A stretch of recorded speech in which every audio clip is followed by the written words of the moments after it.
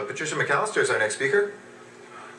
Good morning, my name is Patricia McAllister. I'm a citizen of this city. I'm here to speak on my behalf and the behalf of the millions of other Californians who cannot come out to speak and camp out outside here. I want to speak to each one of you, especially the ones who are lying, stealing, cheating, and who are corrupt, which I would say most of you. I want to say that you think that you're setting aside monies for your children and grandchildren, but you're actually putting a curse on your entire family. And I'd like to say, for every lie and thing that you've stolen, that your family from 10 generations from now will suffer. I'm saying to you politicians that your days are limited with this lying, stealing, and cheating. Now, as far as you voting on the Occupy LA, I don't care if you don't approve it. We wouldn't be there anyway if we waited for you to approve it. You're cold-blooded, calculating. Many of you would kill your grandmothers for a nickel. You will answer to everything that you've done and everything that you've stolen and every lie that you've told. God will hold you accountable. In Jesus' name. I've been at Occupy LA on and off since the beginning.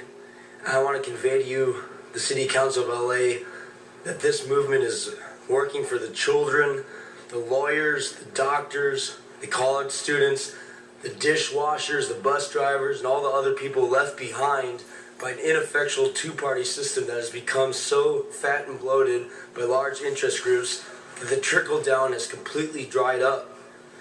And people such as my sister face foreclosure in spite of working 3 jobs in efforts to keep a roof over the head of my 2 young nephews. We are facing unprecedented environmental disasters in addition to the economic disasters that we're currently in. And I believe it is imperative that everyone work together. I am here on behalf of myself as someone who is occupying LA. It has come to our attention that you will be proposing to support us officially. I want that, from my point of view, to be known that your support, it could be great, but we as Occupy LA do not necessarily need your support. We don't need the validation because we're already out there to prove that. Also, your support, like my friend said earlier, is slightly contradictory to what we're trying to do because many people who run this system, you are part of this system, are corrupt. We're trying to get rid of that corruption.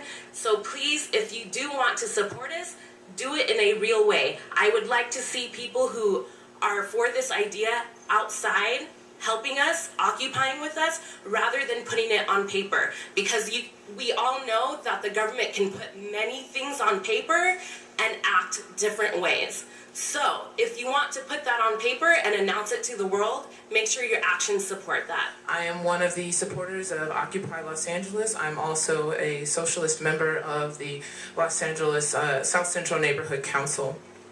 I wanted to speak on the situation with the city council. You've come out publicly to say you support us, and the police have come out publicly to say that they support us.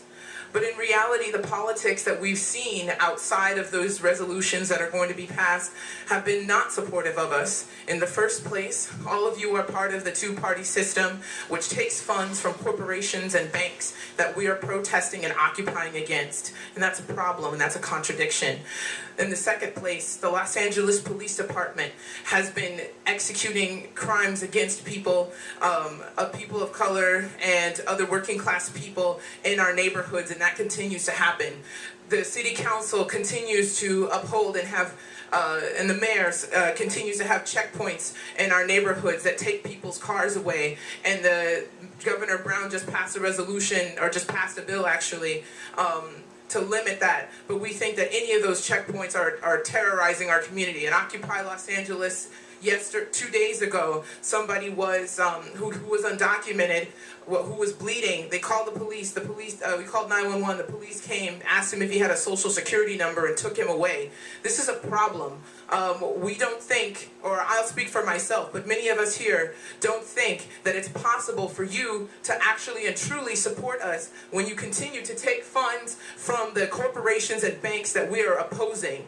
And we think that, well, I think, and many people here think, that until that happens, we think that this is an attempt to co-opt our movement, and we won't allow it to happen. We will remain politically independent, and we're going to keep fighting against the banks, against the corporations, and against the 1% and those who defend them. Thank you.